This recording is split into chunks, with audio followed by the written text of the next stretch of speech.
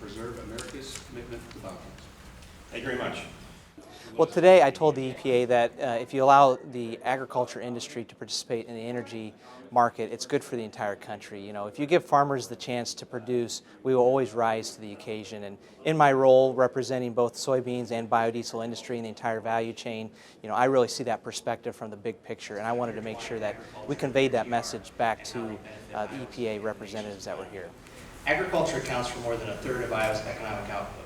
I came here to ask the EPA today to raise the volume requirements in the years 2016 to closer to what the original industry ask was, which is 2.4 billion gallons, and in 2017 to the original industry ask of closer to 2.7 billion gallons. And I wanted to convey why that's important, not only to the country but also to agriculture and Iowans, and how the role that energy and agriculture play in meeting food security and energy security. I came here today to tell EPA that we need to increase the RVO for biomass-based diesel and to talk about the environmental benefits that are associated with our advanced biofuel. And the additional environmental benefits that provides.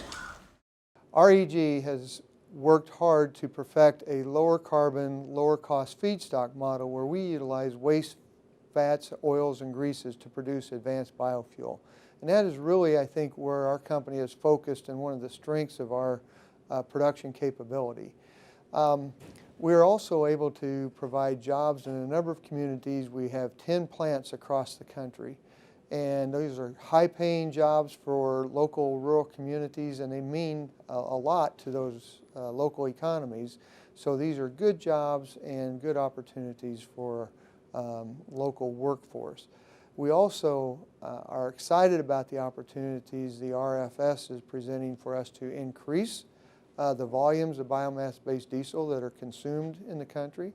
And again, this allows the country to benefit from enhanced air quality and reduced greenhouse gas emissions that address climate change in a very effective way. So we're really excited about the future for biomass-based diesel and for our industry and for our company as well.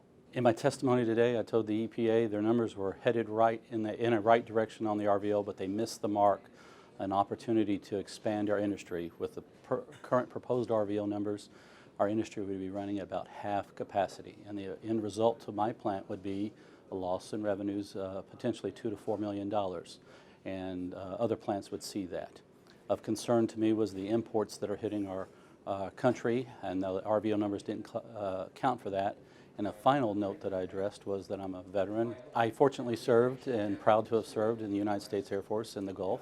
One of my concerns was the young men, servicemen and women having to sacrifice their lives to protect petroleum. And if they're using biodiesel and advanced biofuels, they don't have to shed their blood on foreign soils, and it creates opportunities domestically for our people instead of losing lives. I just wanted to share today how concerning it is that we're at this point. Well, not only are we talking about an RFS that really should have come about 3 years ago, but we're even talking about numbers that are not to the full extent of the law. Very pleased to see so many people here, but it's important to be able to challenge EPA to go back to the numbers that were part of the original rule.